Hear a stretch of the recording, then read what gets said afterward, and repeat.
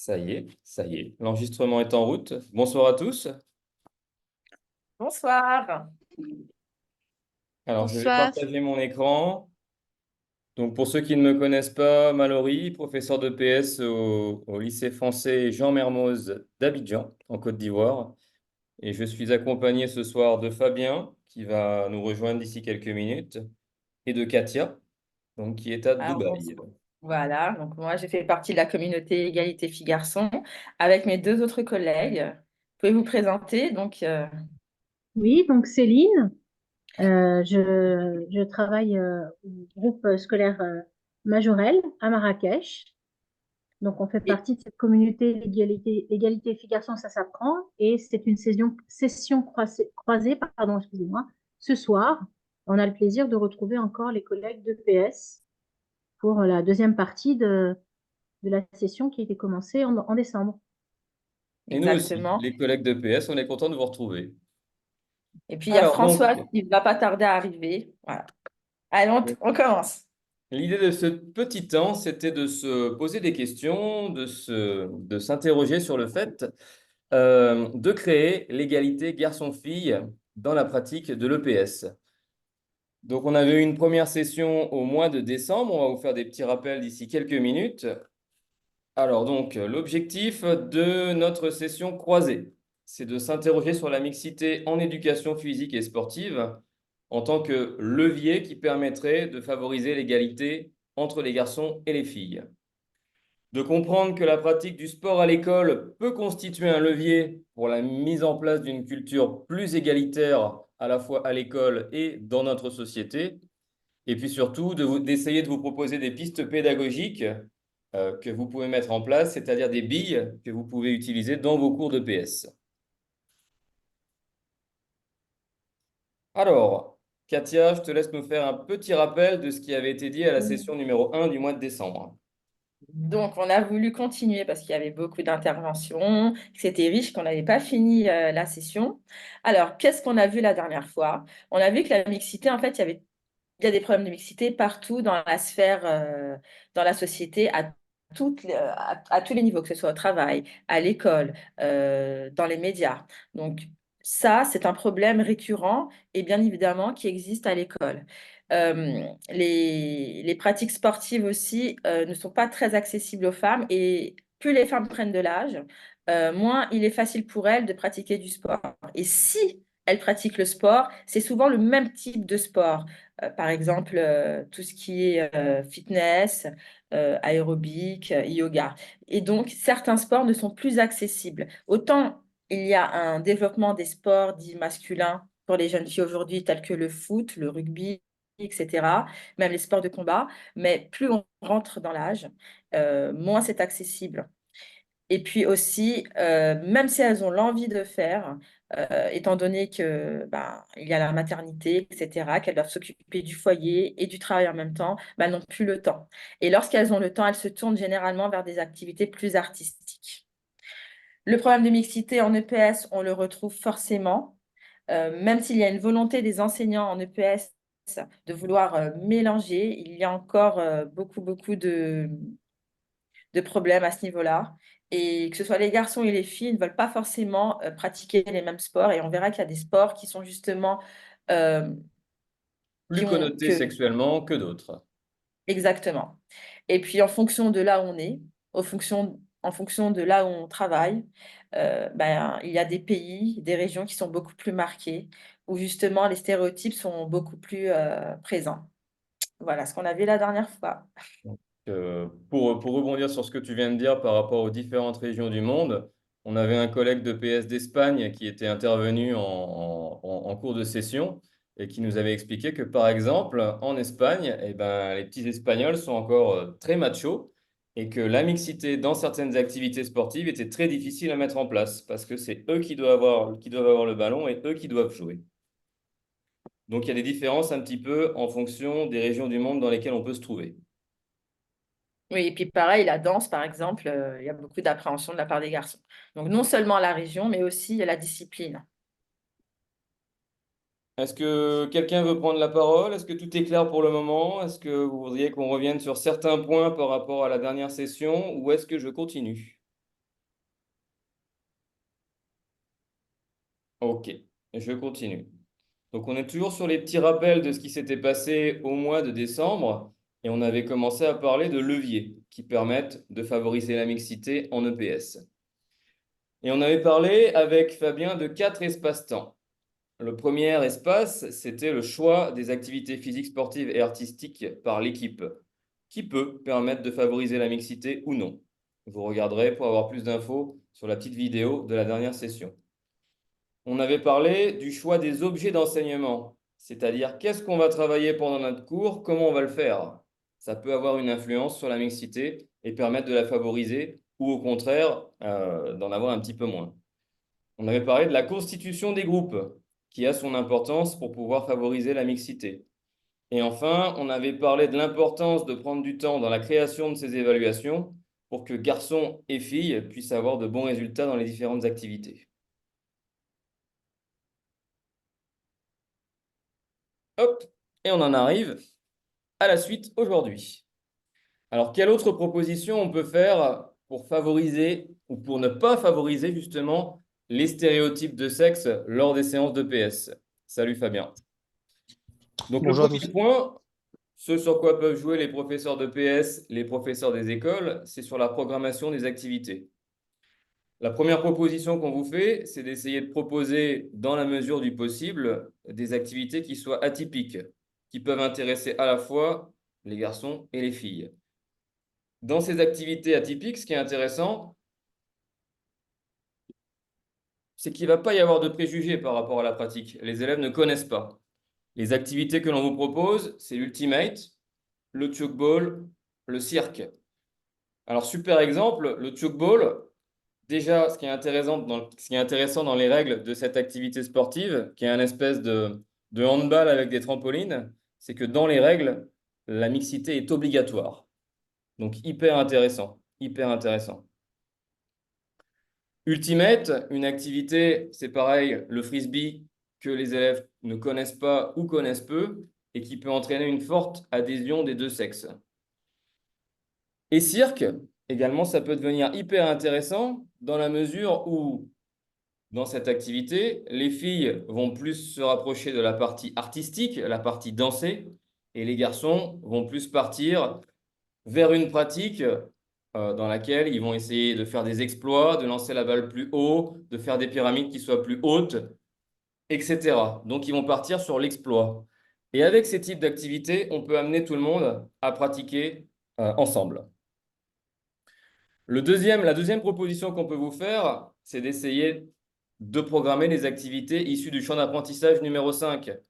Le champ d'apprentissage numéro 5 de l'EPS, c'est celui qui regroupe toutes les activités de la forme. Musculation, yoga, step. À l'intérieur de ces activités, on va avoir différents mobiles de pratique que les élèves vont devoir choisir. Un mobile plutôt sportif, que généralement les garçons vont chercher à favoriser ou vont prendre en priorité, dans lequel on va développer sa force. Un mobile plutôt santé, dans lequel on peut choisir, l'élève peut décider de pratiquer dans l'objectif, par exemple, de perdre du poids, et un motif de pratique, un mobile de pratique plutôt esthétique, dans lequel certains garçons ou certaines filles vont chercher, par exemple, le développement musculaire. On va chercher, par l'intermédiaire de la pratique, à prendre du muscle. Donc, ces activités, c'est quelque chose qui peut aussi être un levier pour favoriser la mixité. Ensuite, dans nos cours, on doit essayer au maximum de favoriser, d'entraîner les garçons et les filles à utiliser les différents rôles. Ce n'est pas quelque chose qui doit être toujours fait par les garçons ou toujours fait par les filles. Notamment le rôle d'arbitre. Dans les sports co, on a toujours tendance à faire arbitrer des garçons, mais il faut bien penser que les filles également sont là. Inconsciemment ou pas, de temps en temps, on a tendance à faire ranger le matériel plutôt par les filles. Et ça, c'est quelque chose qu'il faut éviter de faire. C'est à la fois les filles et les garçons qui doivent essayer de ranger le matériel, de participer à ces choses-là. Ensuite, on doit essayer d'avoir les mêmes exigences dans nos cours de PS par rapport aux filles et aux garçons. On a exactement le même, par exemple, système de comptage de points. On ne va pas mettre, notamment dans les sports co, un système de 2 points ou 3 points marqués par les filles, alors que quand les garçons ils marquent, ils mettent un point, un but. Est-ce que quelqu'un veut rebondir par rapport à ça?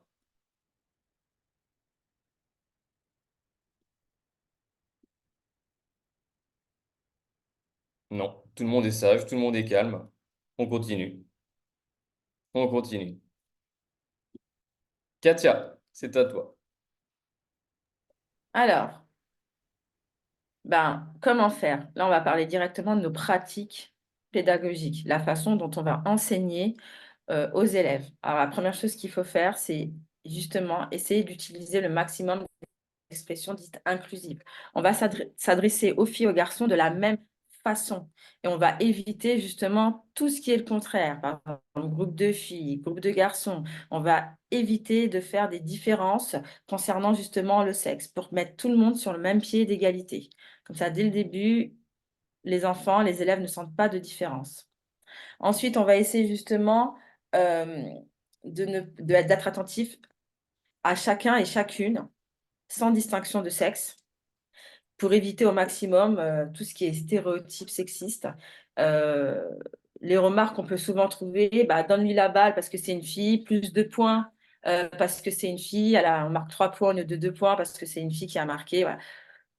Tous ces petits signes inégalitaires que nous faisons parfois inconsciemment sans nous rendre compte, bah là, il faut absolument les éviter. C'est-à-dire qu'on va juste parler à un élève sans se soucier de son sexe. Et ensuite, pour justement plus d'homogénéité, on va essayer de constituer des groupes homogènes de façon à ce que, justement, qu'il n'y ait pas trop de différence entre les filles et les garçons et de fixer justement des objectifs en fonction de ces groupes. Donc, un groupe, objectif spécifique, mais pas en fonction du sexe, plutôt en fonction du niveau. Voilà, quelques propositions. Vous voulez Est-ce que ça rebondir? vous paraît clair? Est-ce que quelqu'un l'applique déjà dans ses cours? Est-ce que vous avez autre chose à ajouter? Parce que comme ça paraît évident, mais je vous assure que si on se filme, si on se filmait, ben, on se rendrait compte que, par exemple, sur certaines matières, sur certains objectifs d'apprentissage, on va plus interroger les garçons que les filles, ou inversement. Et ça, on n'en a pas vraiment conscience. Oui, moi là-dessus, je suis tout à fait d'accord avec Katia et même éviter de faire des petites réflexions qui peuvent renforcer les stéréotypes, c'est pas toujours facile et ça demande une vigilance quotidienne, je crois. Moi, je me J'irais suis déjà surprise justement à dire des phrases que je n'aurais pas dû dire. Mais puisque je l'avais dans un coin de ma tête, j'ai pu me remettre en question. J'ai pu justement me faire la remarque au moment même et réajuster ma façon de faire. j'irais même plus loin. On a aussi des types de réponses qu'on va attendre, que ce soit un garçon ou une fille, par exemple. La question va être plutôt orientée par un oui/non pour les garçons, mais plutôt une réponse développée si on interroge une fille. Donc, c'est plein de des petites choses qui, en fait, renforcent, si vous voulez, les inégalités parce que même en termes de demande et en termes de questionnement, on n'attend pas la même réponse et on n'est pas aussi satisfait par les mêmes réponses. C'est-à-dire que un élève garçon, voilà, s'il répond de manière brève, précise à la question, on va être plutôt satisfait. Par contre, si la même réponse est apportée par une fille, on va plutôt penser qu'elle aurait pu développer un petit peu et qu'elle aurait pu, qu'elle avait les compétences pour donner une réponse un peu plus approfondie, un peu plus développée. Donc là aussi, faire attention sur le type de réponse qu'on attend et que ce type de réponse-là soit bien le même, que ce soit un garçon ou une fille. Alors ensuite, on voulait vous proposer, Fabien et moi, quelques petites pistes pédagogiques en ce qui concerne la PSA danse. Donc déjà, la danse en EPS, qu'en pensent nos élèves? On a interrogé 2 élèves qui nous expliquent un petit peu ce qu'ils ont vécu dans leur scolarité. On les écoute. Bonjour Mila. Donc, Mila, tu es une élève du lycée international Jean Mermoz d'Abidjan et tu es spécialiste de danse. Voilà. Est-ce que tu peux me donner ton point de vue concernant cette activité? Est-ce que pour toi, c'est une activité qui est connotée sexuellement, la danse? À mon avis, non, je sais pas si ça va être connoté sexuellement, mais il n'y a pas beaucoup de garçons qui s'inscrivent pour ça. Et pourquoi, d'après toi? À mon avis, soit ils s'occupent beaucoup de leur image, ou bien alors ils s'intéressent pas à ça parce qu'ils se disent eux-mêmes que c'est un sport pour les filles, alors que pourtant pas du tout en fait. Donc, tu penses que pour eux, il y a un problème d'image parce qu'en fait, l'idée, c'est que la danse, c'est un sport pour les filles, c'est ça? Oui, ça peut être ça. Ok. La deuxième question que je voulais te poser, est-ce que tu as déjà vécu un cycle de danse en EPS ici à l'école? Ok. Et alors, qu'est-ce qui s'est passé avec les garçons, les filles pendant ce cycle? Est-ce que tu as senti les différences? Non, j'ai vu des garçons qui dansaient très bien, mais simplement que on voit bien que c'est pas un sport qui ferait en général, mais ça se voit qu'ils ont aimé quand même, du coup, c'est pas très compréhensible pourquoi ils s'expliquent pas. Ok, bah écoute, je te remercie. Merci beaucoup. Ok, on voit bien qu'elle nous explique que finalement, dans les clubs de danse, il n'y a pas beaucoup de garçons et qu'en EPS, les garçons s'y mettent, mais finalement, c'est pas si évident que ça. C'est pas si évident que ça. Et alors, on a un deuxième élève qui va nous parler. Une deuxième élève et on l'écoute.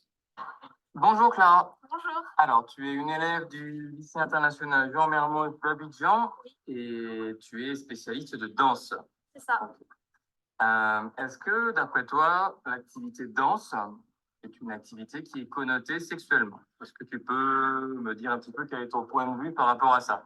C'est une activité plus connotée pour les filles. Enfin, beaucoup plus de filles font de la danse que des garçons.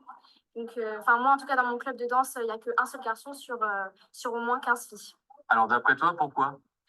Parce que les garçons pensent que c'est un sport de filles et qu'ils ne s'intéressent pas à la danse et qu'ils ont peut-être peur de se faire, peut-être, entre guillemets, harceler par d'autres garçons en disant qu'ils font, qui sont, entre guillemets, enfin, qui sont LGBT et qui font de la danse parce qu'ils sont gays, quoi. Donc, ça veut dire que pour Les toi, garçons, certains garçons pensent que c'est une activité plutôt pour les gays, pour les homosexuels. Voilà, c'est ça. Certains garçons pensent ça. Mais c'est une idée reçue, hein. Ok. C'est pas ce que je pense, mais c'est ce que certains garçons pensent. D'accord, ok.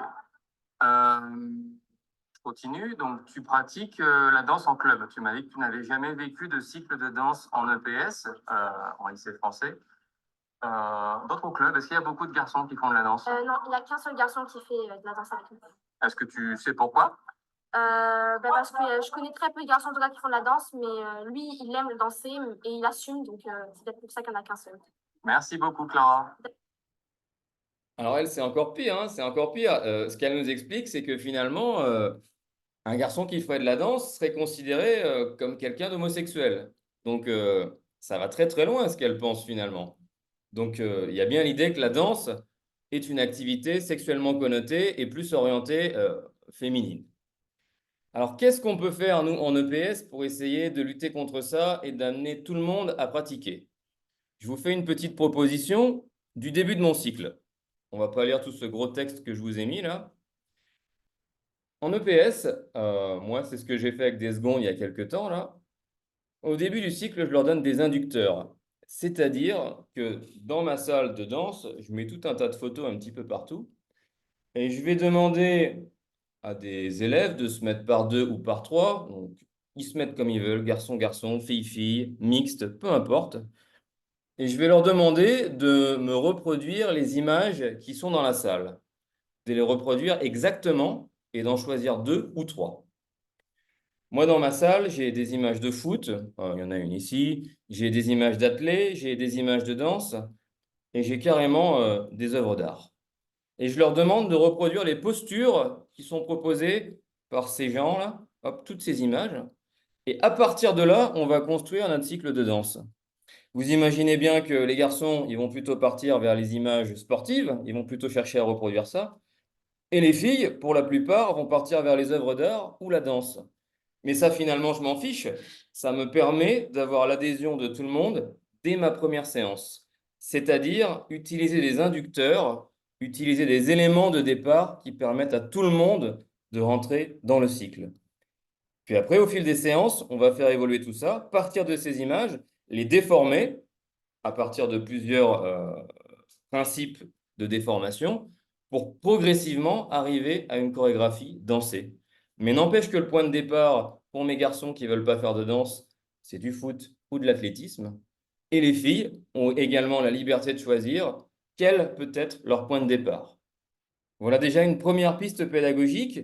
Utiliser des inducteurs que les élèves connaissent, sur lesquels ils s'identifient, à partir desquels ils vont commencer à construire leur chorégraphie de danse.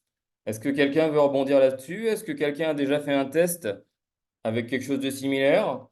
Fabien, quelqu'un d'autre? Le collègue d'Éthiopie, est-ce que vous faites de la danse?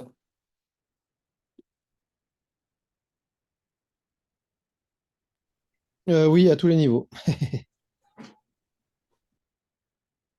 Donc, Fabien, tu as déjà utilisé ça? Je l'ai déjà utilisé étant donné que le collègue qui a, qui a, qui a présenté cette formation À était Dubaï.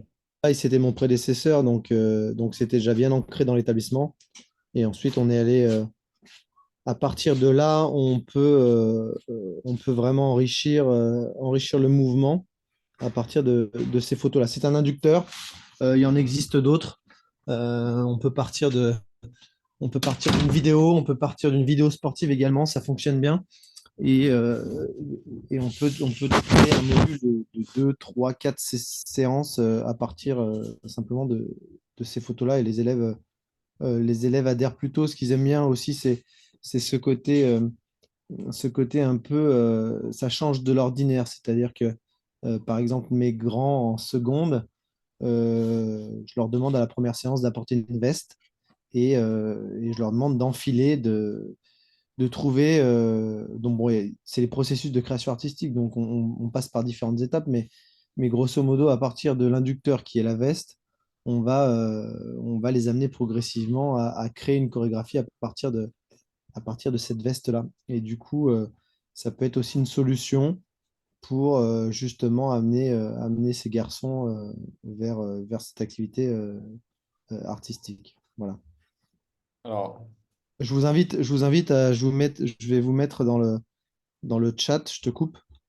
Je vais vous mettre dans le chat une, comment ça s'appelle la chaîne YouTube euh, où il y a toutes ces vidéos. Vous trouverez d'autres vidéos. Il y a de la musique, il y a des supports musicaux, il y a pas mal de vidéos, dont cette formation qui a été faite à Dubaï en 2000, il me semble en 2014 ou 2015. Et vous allez pouvoir voir il y a 5 ou 6 vidéos avec tout le cheminement à partir de ces photos-là. Donc, je vous je vous mets la chaîne en copie. Voilà. alors, petit détail, attention à ne pas se tromper sur les inducteurs, c'est-à-dire attention à utiliser les inducteurs actuels. Je m'explique. Nous avons un âge différent de celui de nos élèves et parfois nous n'avons pas les mêmes références culturelles ou plus les mêmes références culturelles. Quand j'étais jeune prof, ma première année, j'étais parti sur un inducteur basé sur Alice au pays des merveilles, avec encore une fois le souci d'essayer de coller à ce que les élèves connaissent et de trouver des petites choses qui permettent à la fois aux filles et aux garçons de pratiquer. Erreur, erreur, les élèves d'aujourd'hui ne connaissent plus Alice au pays des merveilles, ou pas forcément. Et du coup, ça avait eu beaucoup de mal à partir, puisque les élèves ne connaissaient pas ou ne connaissaient pas bien l'inducteur de départ que je leur proposais. On continue. Alors, on va prendre l'opposé. Je suis parti sur un sport co, sur le rugby, et on va laisser un élève parler également pour savoir ce qu'il en pense avec les mêmes questions. Cette fois-ci, c'est un garçon. Elias, bonjour. Alors, tu es élève du lycée international Jean Mermoz d'Abidjan et tu es pratiquant spécialiste de rugby. Je voudrais savoir si, d'après toi, le rugby est une activité qui est connotée sexuellement ou pas. Alors, à mon avis, quand on parle de rugby, on va plus parler d'un sport plutôt agressif et plutôt masculin, pas non plus féminin. Oui, je considère plutôt un sport masculin donc pour les hommes, même si en ce moment on voit beaucoup de femmes en professionnel. Et même dans mon club, à moi-même, il y a des femmes. Donc ça veut dire que les choses sont peut-être en train de changer un petit peu. Exactement. Et je trouve pas que c'est quelque chose de mauvais. C'est très bien d'avoir de la diversité dans le sport. Super. Ça apporte pas mal de variété.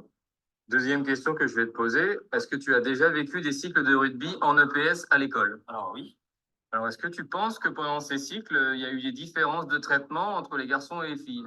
Alors, au premier vue, non, pas du tout. Peut-être niveau mixage, on ne peut pas mélanger les garçons et les filles non plus aux premiers entraînements, surtout niveau force, puisque je ne vais pas dire que les hommes sont plus forts que les femmes, mais il y a une différence d'agressivité entre les deux. Mais oui, j'ai observé une petite différence niveau jeu. Ok, je te remercie beaucoup, Elias. Alors Elias, ce qu'il nous raconte, c'est que le rugby, il y a il y a peu de femmes, peu de filles dans son club, que pour lui, c'est une activité qui est basée sur la force, sur le contact, et donc que c'est une activité qui est plus connotée envers les garçons. Envers les garçons. Il nous explique qu'en EPS, il a observé les différences qui sont que finalement, on n'a pas le même traitement garçon-fille. Voici quelques petites pistes pédagogiques proposées par un professeur d'université dans la revue EPS que Katia va vous exposer. Alors justement, Jean-Jacques Sartroux, lui, il préconise justement qu'il faut expliquer de façon détaillée, mais aussi rassurante, pardon, tous les gestes liés au rugby, mais qu'il faut traiter les garçons et les filles de la même façon. Euh, pour lui, c'est les mêmes règles, les mêmes points, que ce soit pour plaquage, pour tout ce qui est lié au rugby. Et, euh, et que justement, il faut vraiment axer sur le degré de la sécurité, sur le thème de la sécurité, pour que les filles puissent enfin s'engager, pour pas qu'elles n'aient peur, pour pas qu'elles n'aient peur et pour que justement déconstruire cette idée que le rugby est un sport violent et qu'il est accessible à tout le monde. Voilà, il faut faire preuve de solidarité, par exemple. Il met en exergue certaines valeurs comme la solidarité, la sécurité de l'adversaire qui est important au rugby. Tout ça justement pour que les filles puissent s'engager et ne pas avoir peur. Voilà, J'ajouterai donc, elles puissent s'engager en toute confiance. Et les valeurs comme justement se contrôler pour ne pas blesser l'autre. Il préconise vraiment C'est bien ça, hein, Mallory, hein. c'est ça. En fait, il met vraiment en avant l'idée de contrôle.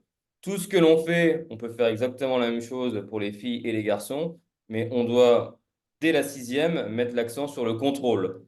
On ne va pas se rentrer dedans comme des dingues pour essayer de faire comme à la télé. On doit essayer de se contrôler.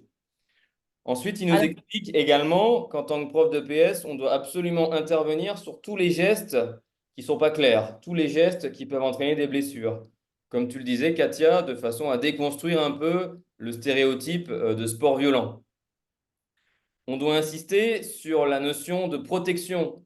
Par exemple, quand je vais plaquer quelqu'un, je vais l'amener au sol, l'accompagner au sol, tomber avec lui, de façon à amortir sa chute pour que la personne en question ne se fasse pas mal.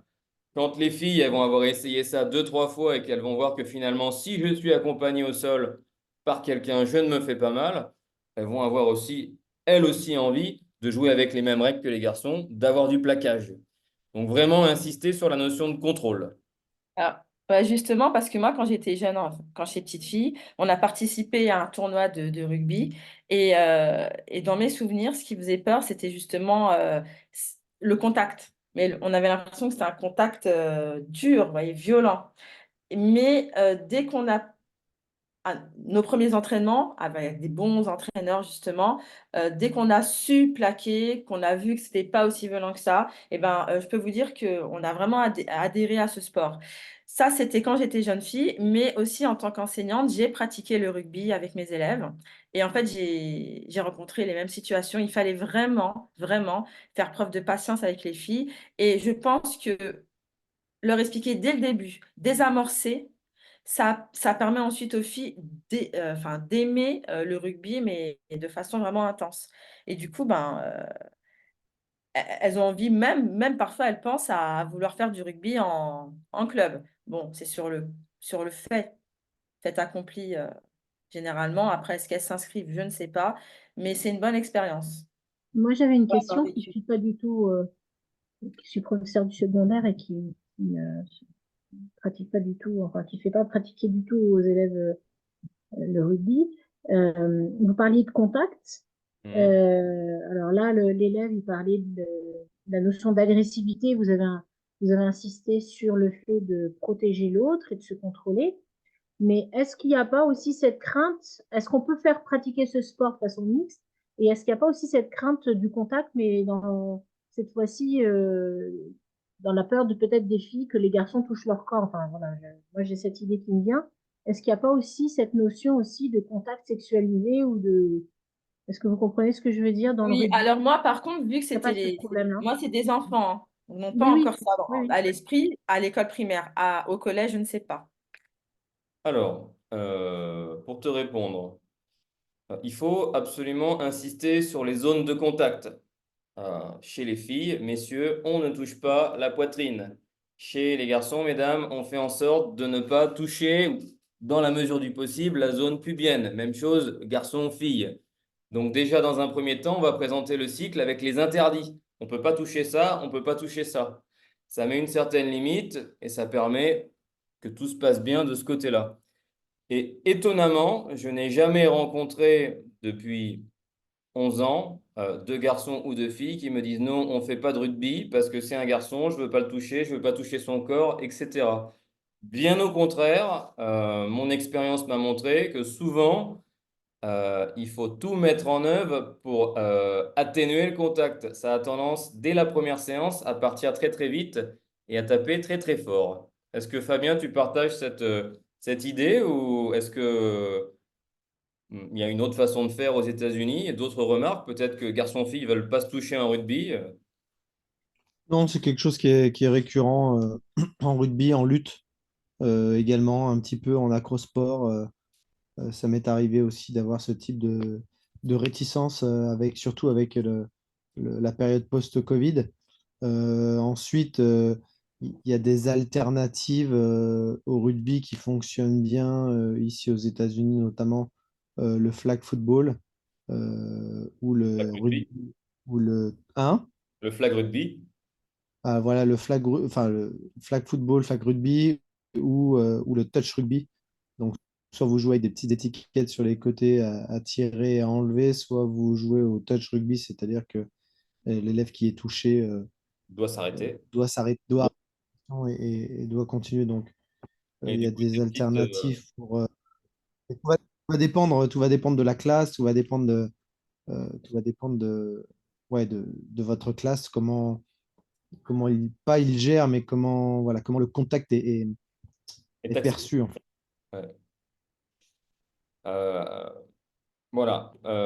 D'autres pistes, on peut effectivement utiliser d'autres formes de pratiques liées au rugby. C'est ce qu'il disait avec les flags. Donc, on ne va pas se ceinturer pour arrêter le porteur du ballon. On va attraper les petits drapeaux. Le touch. Maintenant, certains élèves, même des filles, considèrent parfois que c'est dénaturer l'activité et que finalement, nous, monsieur, on a fait 2, 3 séances de flag ou 2, 3 séances de touch et maintenant, on veut faire du rugby.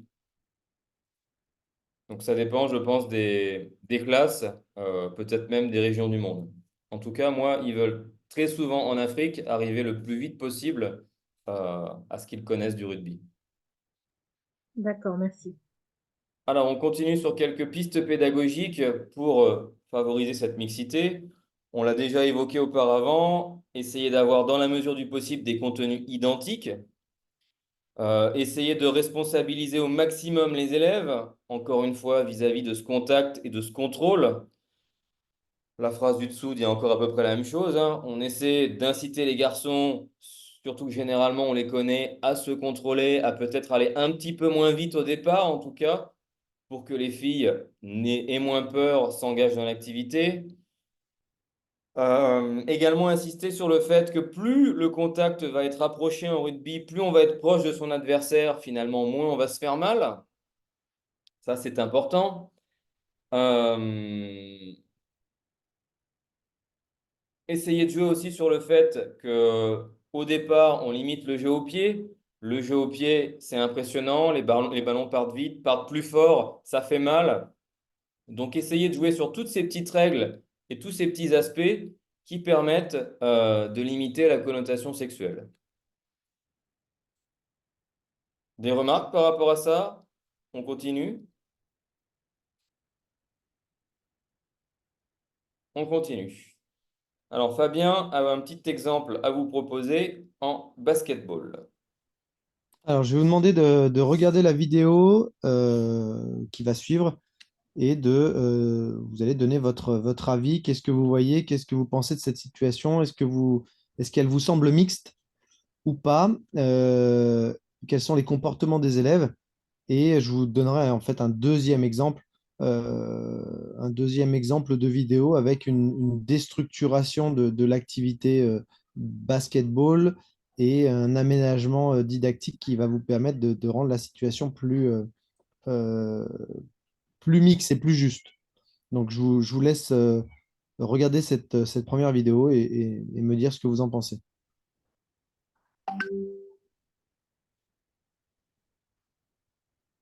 Mallory, est-ce que tu peux lancer la vidéo? Excuse-moi, C'est toi qui as la main. c'est bon. Désolé.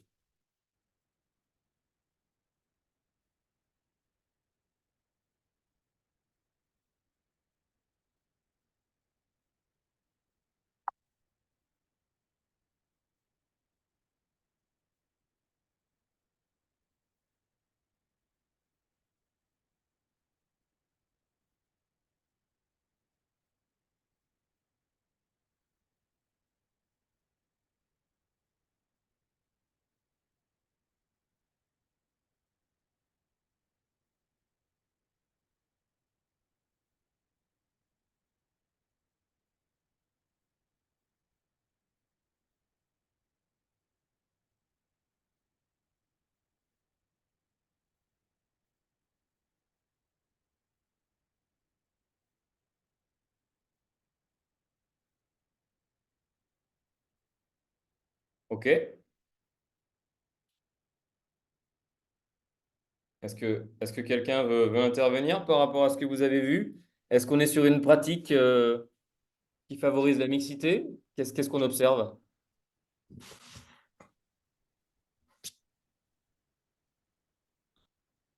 OK, on a garçon et fille qui jouent ensemble dans la vidéo, mais qu'est-ce qui se passe? Qui c'est qui a le ballon?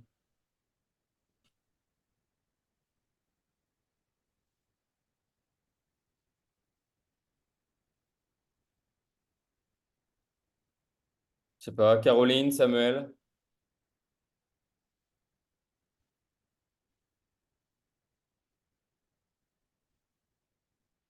On repasse là un petit morceau là, en grand écran peut-être. Je peux la commenter, hein. Donc, on a un garçon voilà, en blanc qui dribble tout seul. Vous voyez une fille devant en blanc, là, la blonde, là, qui vient ramasser le ballon. Elle est toujours bien placée. Elle est toujours vers l'avant et on lui file jamais le ballon. Le ballon repart donc d'un garçon et, et c'est toujours en fait la même situation, c'est-à-dire qu'on a un garçon qui dribble. Là, il fait une passe vers l'arrière. Il revient dans son camp, donc c'est interdit. Et il vient plutôt chercher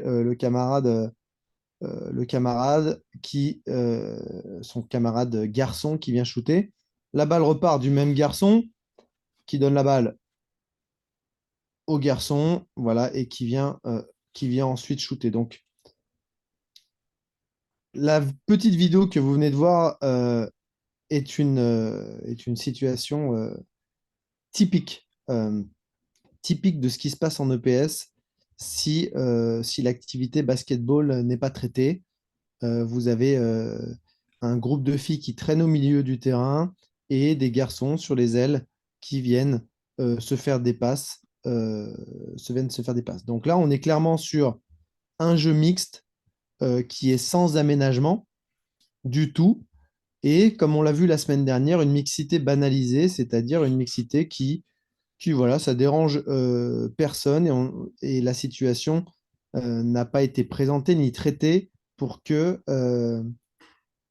si vous voulez, euh, les garçons comme les filles puissent participer, progresser et développer différentes compétences en basketball. Donc là, on va passer sur une deuxième vidéo avec un traitement, didactique. Donc, euh, tiens, si je peux mettre sur pause, simplement, je l'explique rapidement. C'est bon. Mallory, voilà. Alors, dans cette situation, vous allez voir donc un groupe, deux équipes qui vont s'affronter, hein, c'est exactement la même chose. La seule différence, c'est que vous avez deux joueurs de chaque côté qui portent des chapeaux. Alors, la collègue utilise des chapeaux, mais vous pouvez tout à fait, elle appelle ça le joueur chapeau, mais vous pouvez tout à fait lui mettre un brassard, lui mettre une écharpe ou lui mettre une couleur, une autre couleur. Donc, on va regarder un petit peu ce qui se passe sur la vidéo.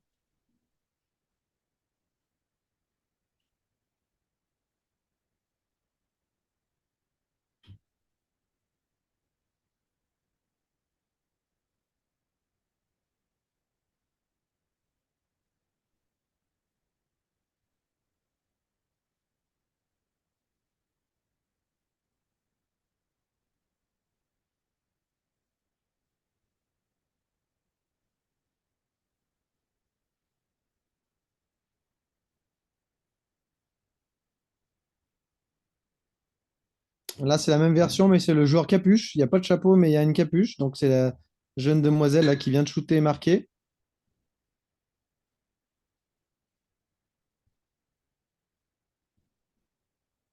Et ensuite, voilà, on a un temps d'échange. Donc, quelle est la différence avec la situation précédente sur les deux vidéos? C'est que là, on a, euh, on a concrètement des filles, dans les deux extraits que vous avez vus, on a des filles et des garçons. On a toute l'équipe qui participe. Alors, pourquoi le garçon va être plutôt tenté de faire la passe à cette fille avec la capuche ou cette fille avec le chapeau? Parce que l'enseignant a mis en place des règles particulières, un système d'évaluation, un système de bonus qui va inciter l'élève, si vous voulez, à faire participer tout le monde. Donc, je vais vous montrer à quoi ressemble, si vous voulez, la fiche d'observation suivante. Voilà. Donc, ça, c'est la fiche d'observation hein, du match.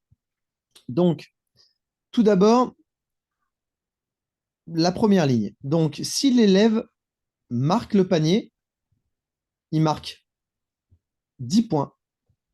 Donc, vous avez 4 élèves. Tout est sur le premier panier de chaque élève va être comptabilisé sur 10 points. Ensuite, tous les autres paniers. Donc là, bon, là, il y a le numéro 2 et le numéro 2 compte 2 points. Le tir va compter 1 point. Donc, ce qui est intéressant là, déjà, c'est que ça va pousser l'élève à essayer de marquer le plus grand nombre de points. Je m'explique. Vous avez un joueur qui prend le ballon, qui dribble tout le monde, il shoot, il marque, c'est son premier panier, il y a 10-0. Il en prend un deuxième, il marque un deuxième, ça fait 12 points, 14 points, 16 points. Donc il a marqué 4 ou 5 paniers, mais finalement, il n'avance pas vraiment dans le score. Alors que là, dans un premier temps, le premier panier va être à 10 et votre meneur, celui qui dribble bien, là, celui qui dribble tout le monde, quand il arrive près du panier, va se poser la question de savoir est-ce que je vais marquer encore 2 points ou est-ce que je vais donner mon ballon à quelqu'un pour marquer encore plus de points. Donc déjà, là, il y a un premier traitement euh, intéressant où on va inciter, par un système de comptage de points, on va inciter les joueurs, surtout les bons joueurs, à donner la balle et à essayer de marquer le plus de points. Donc certaines équipes, en 4 paniers, ils peuvent être déjà à 40 points. Donc ça sous-entend évidemment une organisation particulière, ça sous-entend une discussion aussi de savoir comment on va s'organiser. Donc là, si vous voulez, chaque individu de l'équipe va être pris en considération pour dire, OK, bon, bah toi, il va falloir que tu te places ici parce que moi, je vais dribbler, je vais te donner la balle et quand tu as la balle, tu vas pouvoir passer ton ballon. Autre point intéressant, c'est la partie bleue sur votre droite. Passe décisive en avant, 5 points. Donc là, vous avez, si vous voulez, une alternance de joueurs avec le chapeau. Donc, joueur chapeau, quand il rentre dans la zone avant, qu'il reçoit le ballon et qu'il tire, il ramène 5 points à son équipe. Ce qui est intéressant là, c'est que à chaque match, le joueur chapeau va changer. Donc, on va imposer à l'équipe si vous voulez, des rôles où tout le monde va passer à des rôles importants et tout le monde va participer, si vous voulez, à cet aspect, je fais gagner des points pour mon équipe. Donc là, dans la vidéo, la jeune demoiselle se met vers l'avant. Elle a bien compris qu'il faut qu'elle se dégage et qu'elle se mette sous le panier. Et l'élève qui dribble tout seul a bien compris que s'il donne le ballon à cette jeune fille, eh bien, comme elle a le chapeau, elle va rapporter 5 points supplémentaires. Et ce rôle particulier va être alterné et chaque élève va passer par le rôle chapeau. C'est plus comme on peut le faire, hein. Bon, alors, qui veut être à l'arbitrage? Ok, bon, bah tiens, Paul, va à l'arbitrage. Et finalement, vous apercevez que l'arbitrage va être fait à chaque match, toujours par Paul ou par Jean. Mais tous les autres qui n'aiment pas ça, qui sont pas compétents sur les règles, ou qui sont ou voilà, qui se sentent pas à l'aise ou qui ont peur justement de prendre le sifflet, vont finalement jamais passer à ces rôles-là. Donc, slide suivante. Ce qu'il faut retenir de cette première vidéo, c'est la chose suivante. Il y a un seul objet d'enseignement pour les filles et les garçons. Donc là, l'enseignant se concentre sur une seule chose, c'est se démarquer vers l'avant pour recevoir la balle décisive et tirer. Chaque élève qui va avoir le chapeau va travailler sur cet objet d'enseignement. Tous les contenus, tout ce que l'enseignant va travailler et présenter va tourner autour de ça. Et les élèves, garçons comme filles, vont pouvoir à un moment donné, dans une situation de match, l'expérimenter, la mettre en place et voir s'ils sont compétents ou pas. Mesure emblématique de l'égalité entre les garçons et les filles, un système de points qui incite l'équipe à faire tourner les tireurs et les marqueurs. Une rotation qui va être stricte des rôles. Je ne vous l'ai pas présenté dans la, comment ça s'appelle, dans la fiche précédente. Si tu peux me la remettre. Voilà, j'ai oublié de vous le présenter. Vous avez le joueur numéro A qui va être un secrétaire de match, c'est-à-dire un élève. Vous avez 3 joueurs qui jouent et vous avez votre secrétaire de match. Le secrétaire de match observe, prend des informations et surtout, c'est lui qui vient débriefer des résultats. Donc là, on revient sur la page suivante. On impose une rotation stricte des rôles, à la fois dans le chapeau et à la fois dans celui qui va observer. Voilà. Donc, une première situation, 2 choses importantes à se rappeler sur cette première situation, et ça va être le même découpage, si vous voulez, sur les 2 vidéos suivantes. On a vraiment un objet d'enseignement qui va être le même pour tout le monde, et ensuite une organisation pédagogique qui va, si vous voulez, une organisation pédagogique et didactique qui va favoriser la mixité. On est sur une autre vidéo, on est en danse, en art du cirque, pardon. L'objectif est de faire un numéro réussi. On va voir 2 petites vidéos de présentation artistique et on va essayer de voir la différence entre ces 2 vidéos, ces 2 présentations, pardon.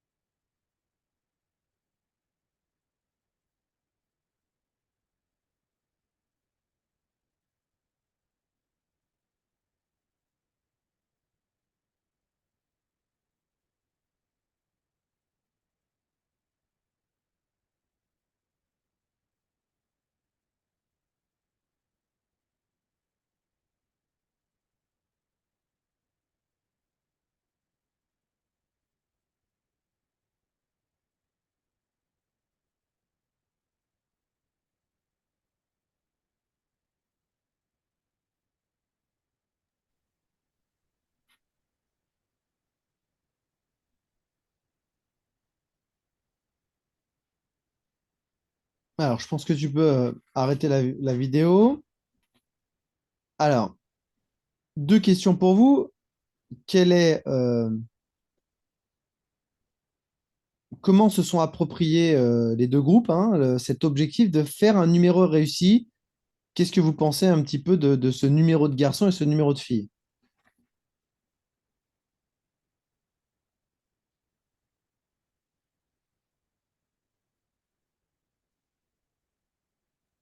Alors moi, de ce que j'ai vu, les filles ont réalisé un numéro collectif, alors que les garçons, chacun était sur la planche, alors que les filles, on voyait qu'elles étaient à soutenir le ballon, la fille le gros ballon, elles étaient plusieurs. J'ai eu plus l'impression qu'il y avait du collectif dans le numéro présenté par les filles. Ok, c'est un premier point. Qu'est-ce Et que les vous avez... Pardon. qu'est-ce- Chez les garçons, on était peut-être plus dans une recherche de performance individuelle. On est clairement sur de la performance individuelle et on est sur de l'exploit, de la difficulté. La question, c'est est-ce que le numéro est réussi? Après, esthétiquement, chez les Ouais. filles, c'était plus beau parce qu'il y avait cette idée des foulards, il y avait différentes couleurs. On était plus dans l'ordre de l'esthétique. Après, peut-être que pour la performance, c'est les garçons, mais moi, ce qui m'a frappé, c'est que les filles étaient dans une recherche de l'esthétique et de la beauté du mouvement. Alors, entièrement raison. Si vous discutez avec les deux groupes, vous apercevez que les deux groupes vont être très satisfaits de leur prestation. Les filles vont dire que l'objectif est réussi, leur numéro est justement réussi. Et les garçons vont vous dire non, non, mais nous, on a réussi notre numéro. C'était difficile, c'était incroyable. Donc là, on est vraiment dans ce que Mallory a présenté, hein, une appropriation, si vous voulez, de l'objectif et pas une connotation, mais un objectif assez vague et où chaque élève va s'approprier en fonction de sa culture et en fonction de son sexe, enfin, une manière de l'aborder. Et évidemment, ça sous-entend une certaine satisfaction parce que là, les filles, euh, il y a un travail collectif, c'est esthétique, c'est fluide, elles ont réfléchi à des, euh, à des images, celle qui sort de la boule derrière, les foulards, c'est maîtrisé, on peut dire que c'est maîtrisé, alors tout dépend ce que l'enseignant ou l'enseignante avait visé, hein, mais on peut dire que c'est maîtrisé. Sur la partie garçon, si on discute avec ce groupe-là, ils vont vous dire non, non, mais nous, notre numéro est réussi, mais on s'aperçoit que, un, ils tiennent pas ou très peu sur le rolla-bola. Deux, que finalement, la maîtrise du jonglage, même au sol, n'est pas maîtrisée. Donc, il y a une présentation qui est individuelle, comme vous l'avez dit, mais surtout où l'exploit ou la difficulté est recherchée et finalement pas maîtrisée. Mais là encore, tout va dépendre de ce que l'enseignant ou l'enseignante a cherché à montrer. Un deuxième extrait vidéo, donc la même logique, hein, il y a eu un traitement didactique. Donc là, il y a un scénario. Le scénario est le suivant. Vous avez donc quatre amis qui partent à l'aventure.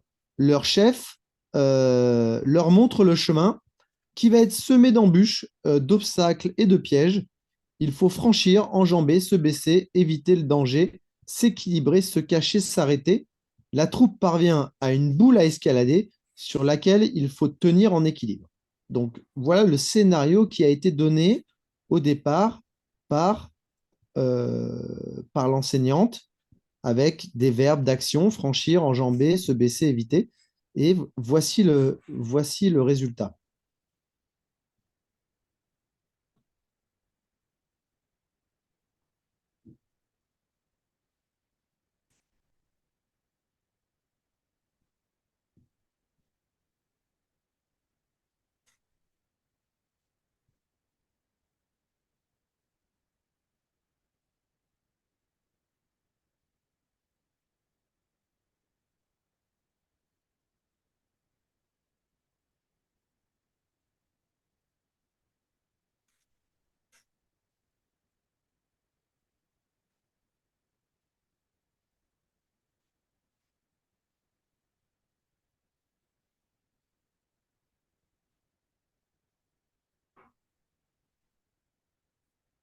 Donc, il y a deux groupes qui sont passés en même temps.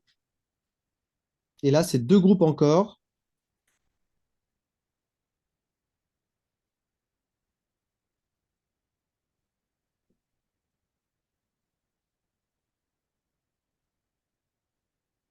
Est-ce que la vidéo était finie? Ouais. Ouais. OK. Alors, voilà, quel est votre avis? Quelle est la différence? Est-ce que vous avez vu il y a une petite subtilité si vous voulez, dans l'intention de l'enseignant et dans ce qui est demandé aux élèves?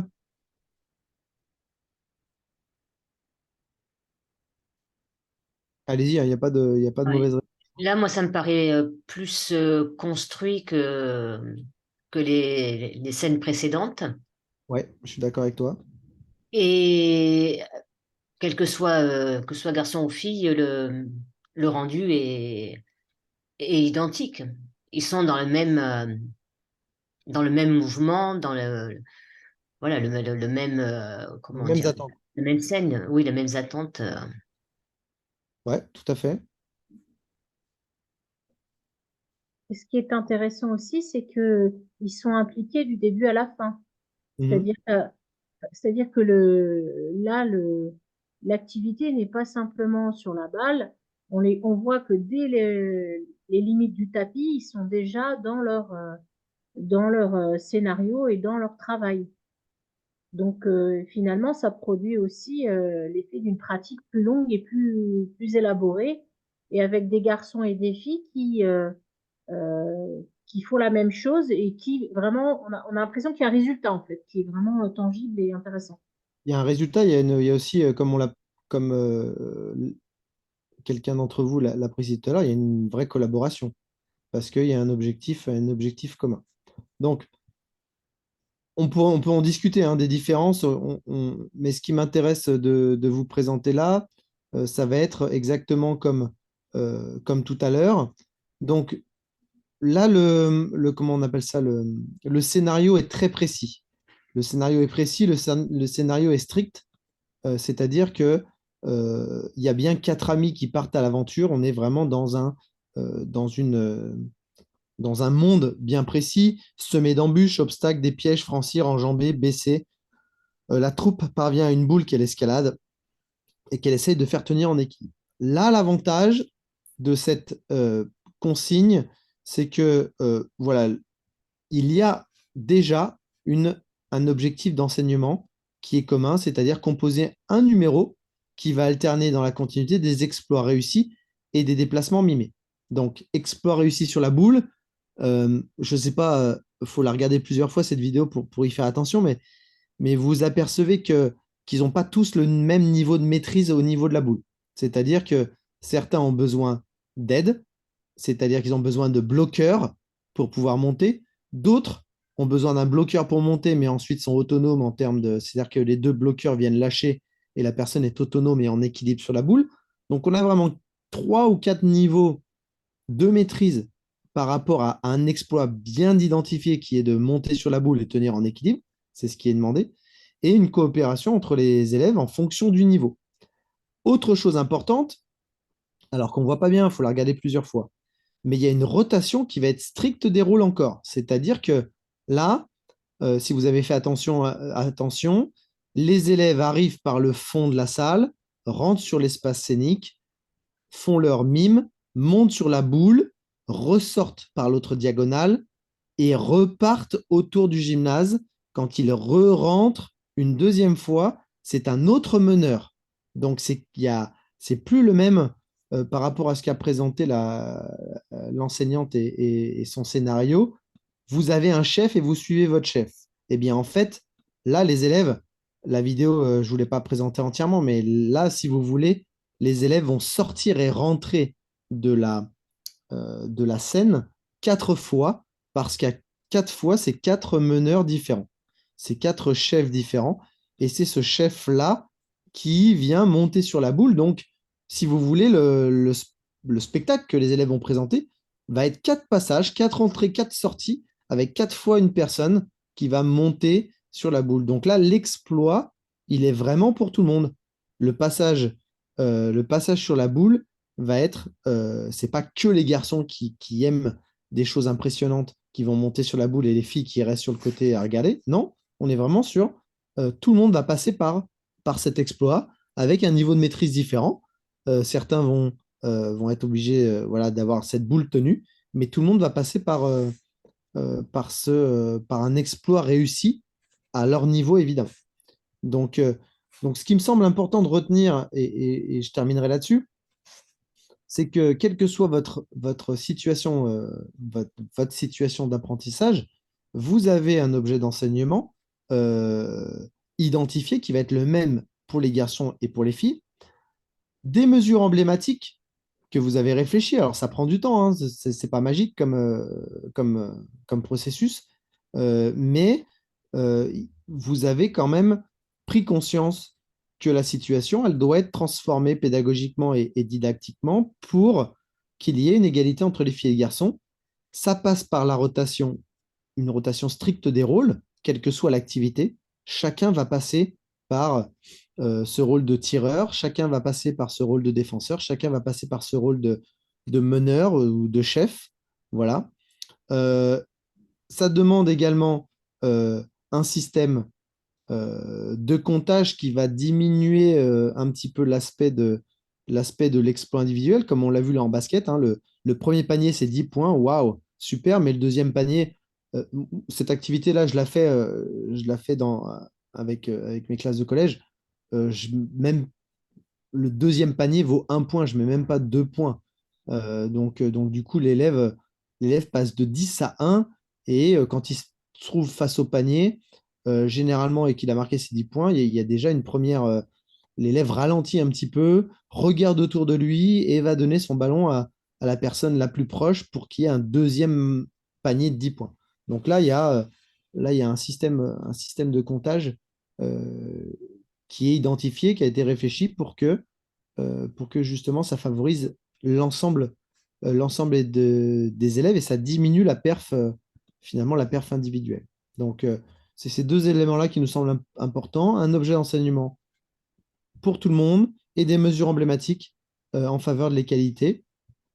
Donc voilà, je terminerai en conclusion sur ces deux vidéos-là. C'est ce qui nous semble important à réfléchir systématiquement que vous mettez en place une situation de PS. Voilà. Est-ce Merci que vous avez Fabien. des questions par rapport à tout ça? Est-ce que c'est éclairant? Est-ce que ça vous parle? Est-ce que vous avez peut-être déjà des idées dans certaines activités des choses que vous faites déjà dans vos, dans vos cours qui pourraient rentrer là-dedans, c'est-à-dire des mesures emblématiques qui pourraient valoriser l'égalité?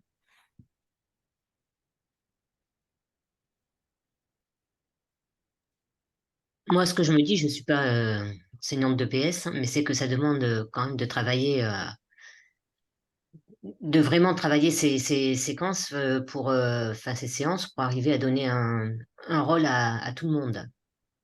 Ça J'imagine- demande. Ouais, pardon, vas-y, je t'ai coupé, vas-y, pardon. Non, je pense que enfin, j'imagine que pour des enseignants, enfin, des anciens enseignants qui enseignent depuis plusieurs années, ça a quand même dû demander de revoir un petit peu sa façon de faire cours. Alors, si vous avez pour ambition de rendre vos situations plus égalitaires, ça va demander évidemment un petit travail. Personnellement, voilà, je suis enseignant de PS et pas forcément enseignant du primaire avec évidemment beaucoup de disciplines à traiter et à préparer. Euh, mais c'est vrai que ça m'a demandé un petit temps d'adaptation, mais surtout, ce qui est intéressant, et c'est ce qu'on aimerait, je pense, vous faire comprendre d'une manière générale dans cette intervention, c'est que faut le garder en tête. C'est-à-dire que vous proposez une situation à vos élèves. Cette situation-là, comme la situation toute simple de basketball, hein, allez, je fais deux équipes, allez jouer un match, et bah, finalement, cette situation-là peut être transformée par voilà, un système de comptage, par rapport à un système de rotation qui va en fait obliger l'élève inconsciemment ou pas, parce que je trouve ça important aussi de leur expliquer pourquoi on fait ça, mais qui va le transformer, si vous voulez, sa pratique et inclure, là, sur du basketball, vous l'avez vu, hein, sur les deuxièmes vidéos, les filles participent. Et je pense que ça demande un petit travail au début. Ça va être un peu compliqué de systématiquement de dire qu'est-ce que je pourrais mettre en place. Mais après, voilà, c'est des habitudes à prendre et c'est des habitudes qui iront dans cette égalité filles-garçons. Et vous apercevez que d'une activité à l'autre, donc là, on était en cirque, mais si vous transférez ça sur une activité de danse, ou vous transférez ça sur une activité d'acrosport, vous apercevez finalement que c'est un peu tout le temps la même chose. C'est-à-dire que vous allez demander aux élèves d'alterner les rôles, d'alterner le meneur, d'alterner les passages, pour que finalement tout le monde y passe, qu'on soit garçon ou qu'on soit fille, que chacun passe par... là, en acrosport, voilà, tous les élèves doivent présenter un élément particulier gymnique, euh, très gymnique, et un élément acrobatique. Et le fait de dire, voilà, au lieu de dire faites des éléments gymniques et chacun va venir choisir des éléments gymniques, les filles vont être sur de la souplesse, les garçons vont être sur du salto avant, eh bien là, on va imposer l'élément que tout le monde va travailler et que tout le monde va devoir présenter. Alors, on en présente deux, hein, un élément plutôt esthétique et un élément plutôt acrobatique. Mais du coup, on est bien là dans une rotation stricte des rôles et une maîtrise précise à la fois pour les garçons et pour les filles. Et je pense que c'est ça, cet élément-là qui nous semble, voilà. Et moi, je me faisais aussi la réflexion, comme Françoise, que ça demande un gros travail de préparation et de réflexion sur les consignes et les conditions de la pratique. Mais en fait, je pense que c'est, alors, vous allez me dire, hein, les professeurs de PS, j'ai l'impression que ça rend quand même les choses plus intéressantes. Déjà, que vous variez les activités, qu'il y ait de la danse, qu'il y ait du cirque. Ce que vous avez présenté, je pense que déjà, ça varie les sports et ça varie les activités pour les élèves. Et en plus, j'ai l'impression que ce que vous allez proposer, ça va enrichir le jeu. C'est-à-dire que je pense que ça va être plus intéressant à regarder un match de basket où il y a des passes plutôt que, en fait, on est dans un sport collectif, mais c'est toujours les mêmes. C'est des individus qui jouent en individuel, en fait. Je ne sais pas C'est si je me trompe, mais j'ai l'impression que ça a l'air plus intéressant et plus riche c'est ex- avec ce genre de consignes.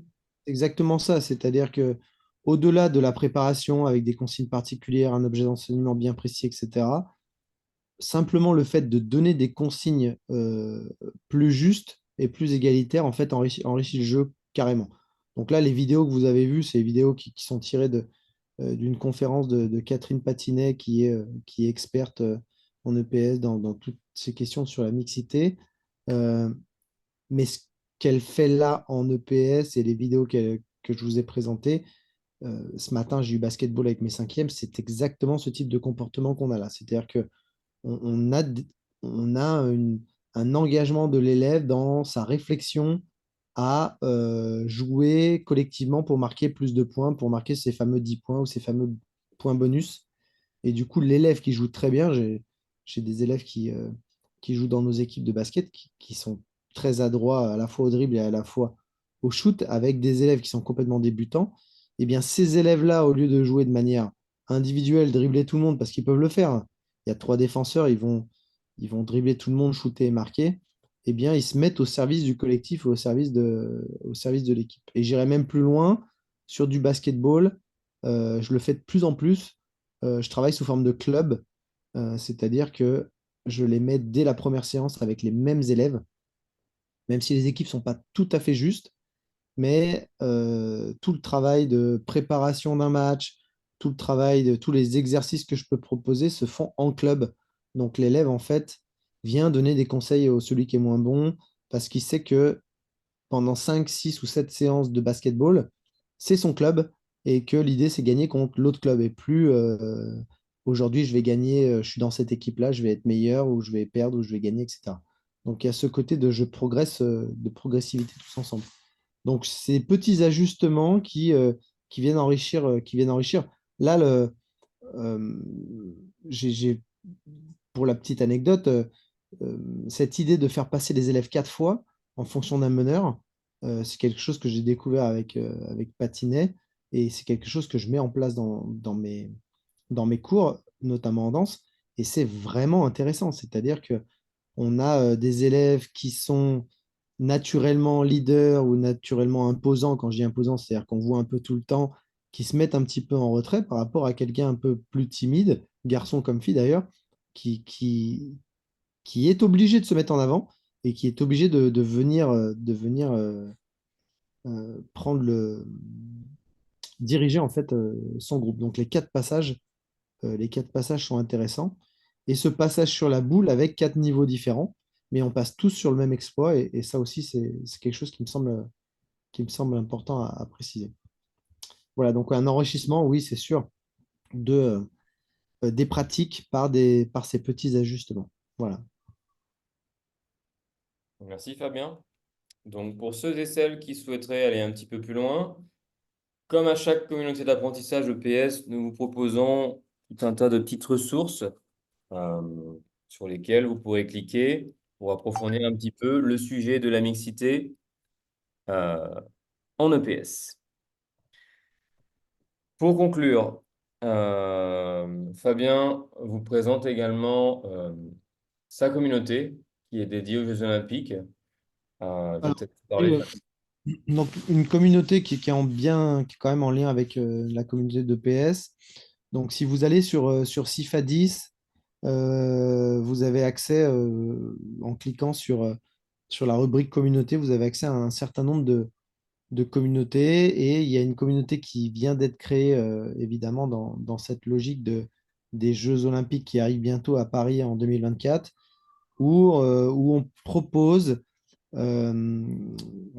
des, des réunions comme celle d'aujourd'hui sur les Jeux Olympiques.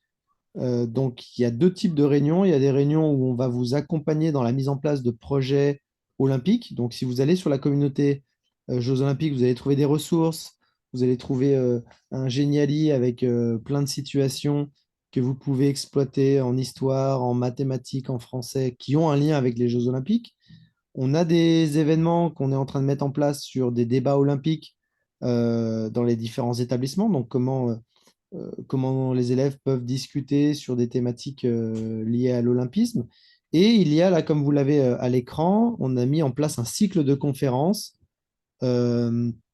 un cycle de conférences avec des gens importants, des experts qui viennent parler de l'olympisme, mais pas que. Donc, on a eu il y a quelques jours Monsieur Monin qui est venu nous parler euh, de l'olympisme au service de la citoyenneté, et une réunion qui pourrait vous intéresser, qui est en lien à la fois avec le PS, à la fois avec l'olympisme et à la fois également avec cette communauté sur la mixité, le 14 mai, mais on vous enverra un petit message sur donc une conférence de Thierry Terret euh, qui est vice-recteur de Polynésie, qui est ancien prof de PS, euh, qui était chargé de l'olympisme au ministère, et qui va nous présenter l'olympisme, une éducation à l'égalité des sexes.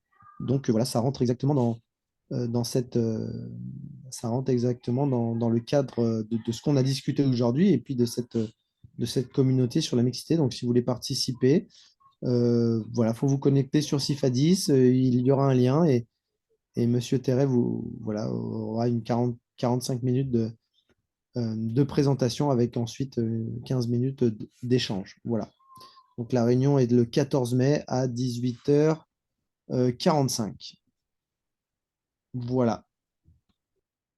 Voilà ce qu'on pouvait vous dire, messieurs, dames. On va vous remercier, vous souhaiter à tous une très bonne soirée et on se retrouve très bientôt donc sur les communautés mixité, EPS et JO. Et égalité filles-garçons, ça s'apprend aussi. J'ai été ravie, les garçons, de travailler avec vous. Merci beaucoup pour toutes les connaissances que vous nous avez apportées, votre expertise pédagogique. Je pense que nous, de notre côté, on a aussi progressé en vous écoutant. Donc, un grand merci. Là, les filles, qu'est-ce que vous en pensez? Je pense de dire même avis. C'était très riche et c'est vrai que ça nous a appris pas mal de choses quand même sur la façon d'aborder le PS pour essayer d'y intégrer la mixité. Et pas que l'EPS, j'ai envie de dire que dans toutes les matières, on devrait avoir cette réflexion. Et c'est vraiment exemplaire, en fait, ce que vous nous avez proposé. C'est vraiment une démarche exemplaire, hein, tout ce travail de réflexion. Ce qui montre que la mixité, elle est pas. Enfin, il ne faut pas compter sur la mixité pour qu'il y ait vraiment une mixité ni une égalité. Et le travail que vous faites, là, les activités que vous proposez, je pense que c'est transposable, hein. Tous les enseignants pourraient transposer et réfléchir dans leur matière. Qu'est-ce qu'ils pourraient faire pour qu'il y ait une vraie collaboration et une vraie mixité, mais une vraie collaboration en fait de tous les élèves. Merci en tout cas, merci beaucoup, Céline, c'était super. Merci beaucoup. Merci à tous. Très bonne soirée. À bientôt. Au revoir. Merci. Bientôt. Alors, il faudrait arrêter l'enregistrement. Hop.